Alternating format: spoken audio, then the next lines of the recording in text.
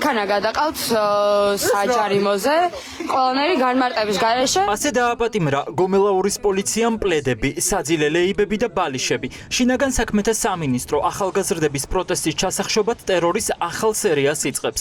გვიან ღამით პარლამენტთან გაფიცული სტუდენტებისთვის მოქალაქეებს საჭირო ნივთები მიქონდათ, თუმცა გომელაურის პოლიციამ მანქანა საჯარიმოზე გადაიყვანა, ნივთები კი დააპატიმრა.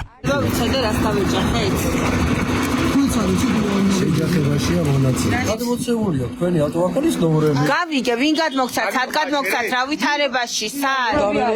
და იქიდან უყურეთ და იქიდან გაიქცეთ. როგორც ჩანს, ივანიშვილის რეჟიმს ახალგაზრდების უწყვეტი პროტესტი განსაკუთრებით აწუხებს.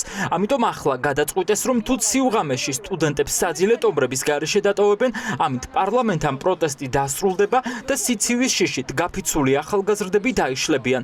ახალგაზრდები ამბობენ, რომ გომელაურის პოლიციას საგანგებო მდგომარეობა აქვს გამოცხადებული. ქუჩა-ქუჩა დაყვებიან ყველას, ვინც ახალგაზრდების პროტესტს მხარს უჭერს. მთელი ამ დროის განმავლობაში შკოდის მარკის ავტომობილი დაყვებოდა უკან ჩვენს თანამებრძოლს და დაახლოებით 40 წუთი დაგვაყოვნეს და არ გვეუბნებოდნენ არაფერს, არც გვიმარტავდნენ რის საბრძოლზე გაგვაჩერეს, რა შეძებდნენ ამ მანქანაში, რა გქონდა კანონსაწინააღმდეგო გქონდა რამე თუ ასე შემდეგ. ამ ყველაფრის შედეგად 40 წუთის შემდეგ გაიტაცეს, დააპატიმრეს მანქანა თავისი პლედებით, ლეიბებით და ბალიშებით. დღევანდელმა არალეგიტიმურმა მთავრობამ როგორ ჩაუნერგა მათ რომ ნებისმიერ მომენტში გაატარონ საკუთარი ინტერესები და ეს იყო ასევე შედეგი თუ მათი ქმედება თუ როგორ ეშინიან დღევანდელ მთავრობას ნებისმიერი ჩვენი პროტესტის. ეს იყო ღამით, თუმცა ტერორის ახალი სერია დღეს დილიდან განახლდა. ირკვევა, რომ გომელაურის პოლიცია ყველას ამოწმებს, ვინც შეეცდება და აქციის რომელიმე მონაწილესთან მიახლოებას გაბედავს. ზედაპირული დათვალიერების მოტივით გოგონებს ჩანთებს უჩხრეკენ, ეძებენ, თუმცა რას ეს არავინ იცის. ზედაპირული დათვალიერება ვიცით რაცა ბატონო. ჩანთი ზედაპირული დათვალიერება არ ხდება.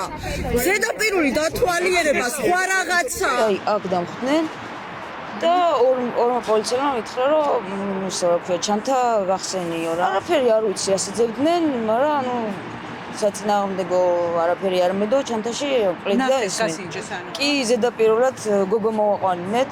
ჩემი ჩანთის შემოწმება, რაზეც მე უარი განვაცხადე და ვუთხარი, რომ ეს ნებაყოფლობითია და მით უმეტეს ქალი უნდა ესწრებოდეს ჩანთის შემოწმებას. ასევე გარშემო, რავი, არაფერი დანაშაული არ მომხდარა უახლოეს ნახევარ საათში და ნახევარ კილომეტრში შესაბამისად საფუძველს ვერ ვხედავ, რომ ჩემი ჩანთა დაათვალიეროთ მე. არ ვიცი რა უნდა შემოვიტო, პირადად მე 3 თერმოსი შემოვიტანე ცხელი წყლით, რომ ყავა და ვერ ვხვდები რა უნდა შემოვიტანო აკრძალული ნივთი. რას ეძებს გომელაურის პოლიცია, ეს ამ დრომდე არავინ იცის. კანონს არავინ არ ყვევს, აკრძალულ ნივთებს არავინ დაატარებს თან. ახალგაზრდები მხოლოდ კონსტიტუციით მინიჭებულ უფლებას იყენებენ და ქუჩის სადღეღამისო პროტესტით ქვეყანაში ახალი არჩევნების ჩატარებას ითხოვენ. პრევენციის მიზნით მოქალაქეები მოწვდებიან, ეს პირველი ფაქტი არ არის, არასდროს ყოველთვის ეს მოქალაქეს ამოწმებთ ახლა აჩერეთ. მაგას როდესაც პოლიციელი საჭირო ჩათვლის, მაგ შემთხვევაში და რა საეჭო აღმოჩინეთ ამბობს რა ქონდა საეჭო მაგაზე რა შეიძლება დებოდა ჩანთაში რისი გეშინიათ არაფერს არ მეშინია. უკვე მესამე დღეა სტუდენტები პარლამენტთან ათენებენ ღამეს. ახალგაზრდების პროტესტი განსაკუთრებით მას შემდეგ გამძაფრდა, რაც რეჟიმის დავალებით ფონდებს ყადაღა დაადეს.